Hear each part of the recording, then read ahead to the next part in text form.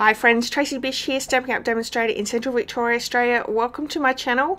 This is Tracy's Sunday Challenge for the 29th of October. We are only a couple of days away from Halloween and I want to do one last project for you. Now I know it's super close to Halloween, you're probably not creating anything Halloween anymore, but what I really like about this project is you can use this design and create any theme you like, whether it be birthday, whether it be a Christmas gift, anything at all. I'm using that wonderful glow-in-the-dark paper as well as our embellishments, but like I said, you could change this to anything you want. I'm also using the Tricks and Treats bundle, the deckled circle dies, and those Them Bones 12x12 DSP. Now I was in the supermarket, I found these glow-in-the-dark Freddos, so I knew I had to do one last project, I had to get them. Alright, so we're using that largest deckled circle die. Now this is in the mini catalogue, I highly recommend it. It is a really great set. The largest one there is 5 3/4 or something like that. It's quite a large diameter for our circle, and it has a really great detail on the end. Okay, so there's a lot going on with this one. I just wanted to start our stamping, so I'm using Pumpkin Pie and our Haunted House, because we're going to be doing a little bit of die cutting. There's quite a bit of die cutting with this project. Alright, let's bring in the cut and emboss machine. We're going to need our little ghost. We're going to need the Sentiment Boo and then the Haunted House die, as well as that largest deckled circle die. So we're using the glow-in-the-dark beautiful paper.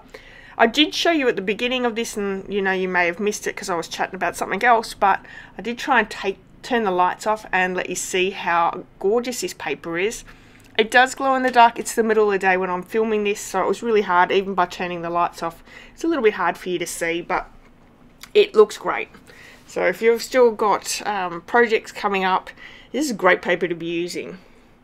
Alright, so once we have all that die cut, I did say in the beginning, well, on the thumbnail, that I've got a confession for you, as well as some story time, so I'm super excited to get in with that.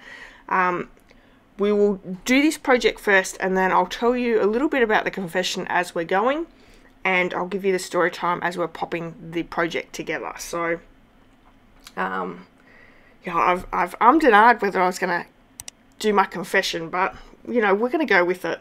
It's not really bad, so, you know, it's fine. So once we've got all our pieces ready to go, we are going to create our little treat box using that largest circle die.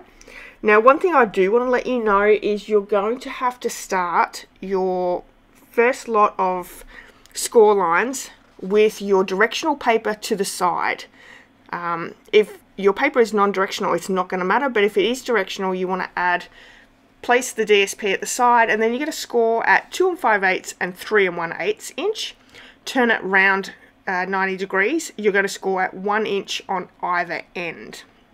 So we've done the 2 5/8, 3 1/8, turned, then scored at 1 inch on both ends. So I've just done my score lines there.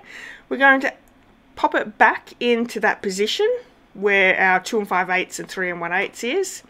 We're also going to score down to that 1 inch score line at 2 1/8 and 3 5/8, and that's just a 1/2 inch on either side of those score lines, and you're going to have to do it top and bottom, and then that way we're actually creating our little tabs there.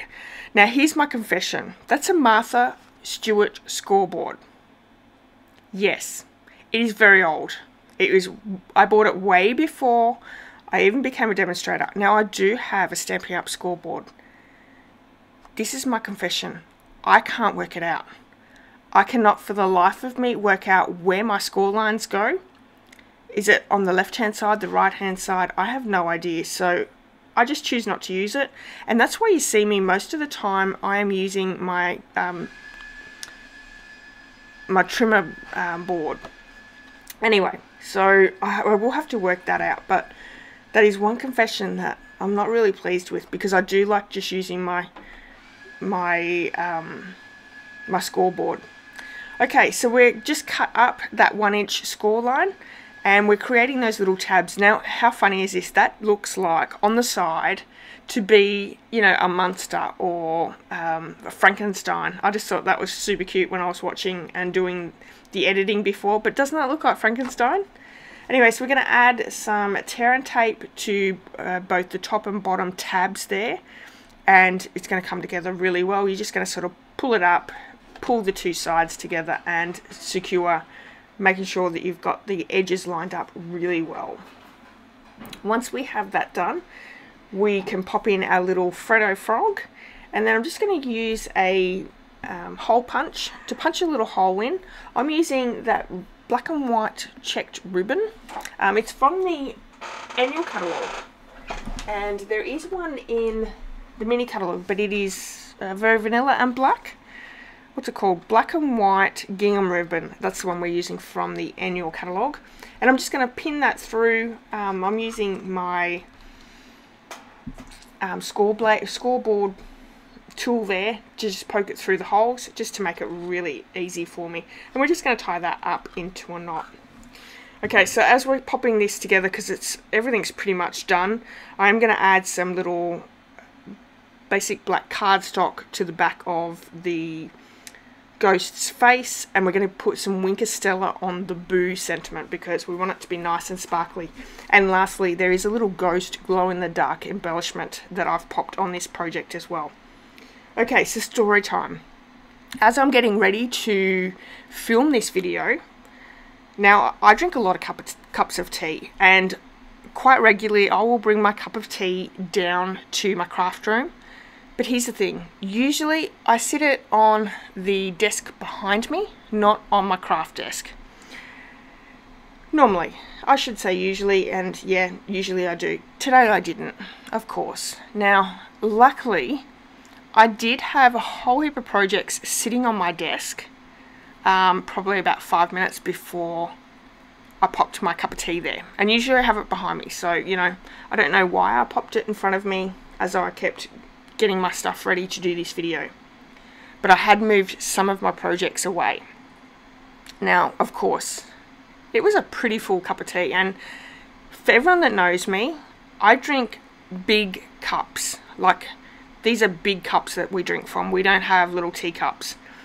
I spilt that all over my desk. Now, not only did it go all over my desk, it went on my floor, it went all through my filing cabinet, because I have my filing cabinet opened a little bit. It went on some paper pumpkin boxes that I've got sitting on my floor behind me. And I've got DSP sitting on the floor, don't I? So yes, I only had to throw out a couple of pieces of my DSP because some of them, quite most of them, are in their plastic packaging.